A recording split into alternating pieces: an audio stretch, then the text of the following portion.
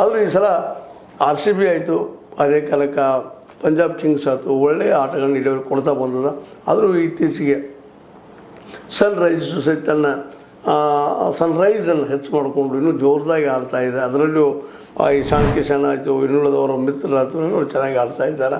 ಹೀಗಾಗಿ ಸನ್ರೈಸ್ ಈ ಸಲ ಒಳ್ಳೆಯ ರಿಸಲ್ಟ್ ಕೊಡುವ ಸಾಧ್ಯತೆಗಳಿದ್ದಾವೆ. ಎಲ್ಲ ಯಂಗ್ ಆಟಗಾರರು ಬಂದಿದ್ದಾರೆ. ಇಶಾನ್ ಕಿಶನ್ ಜೊತೆಗೆ ಇನ್ನುಳಿದವರು ಆಯಿತು, ಅಭಿಷೇಕ್ ಶರ್ಮಾ ಆಯಿತು, ಮತ್ತು ಬೇರೆ ಬೇರೆ ಆಟಗಾರರು ಹೊಸ ತಂತ್ರ, ಹೊಸ ಹುರುಪು, ಹೊಸ ಆಸಕ್ತಿ, ಹೊಸ ಶಕ್ತಿಯಿಂದ ಬಂದಿದ್ದಾರೆ. ಇದರಲ್ಲಿ ಯಾರು ಗೆಲ್ತಾರೆ ಅನ್ನೋದು ಮಾತ್ರ ಈ ಸಲ ಒಂದಿಷ್ಟು ಕುತೂಹಲ ಮೂಡಿದೆ. ಇಂಡಿಯನ್ ಪ್ರೀಮಿಯರ್ ಲೀಗ್ 2026 ಇದು ಯಾರ ಉಡಿಯಲ್ಲಿ ಬೀಳ್ತದನ್ನು ಮೇ 31 ಗೊತ್ತಾಗ್ತದೆ. ಅಲ್ಲಿವರೆಗೆ ನಾವು ಇದು ಮಾತಾಡ್ತಾ ಇರುವಂಥದ್ದಾಗ್ಯದ.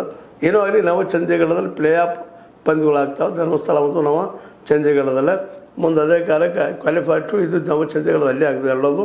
ಇನ್ನು ಕೊನೆದೇನಿದೆ ಅಹಮದಾಬಾದಾಗ ಆಗ್ತದೆ. ಇವಿಷ್ಟು ಇಲ್ಲಿವರೆಗೆ ಬಂದಂಥದ್ದು. ಮತ್ತು ಇನ್ನೊಂದು ಮಾತು ಪರಿವರ್ತನೆ ಆಗ್ಯದ.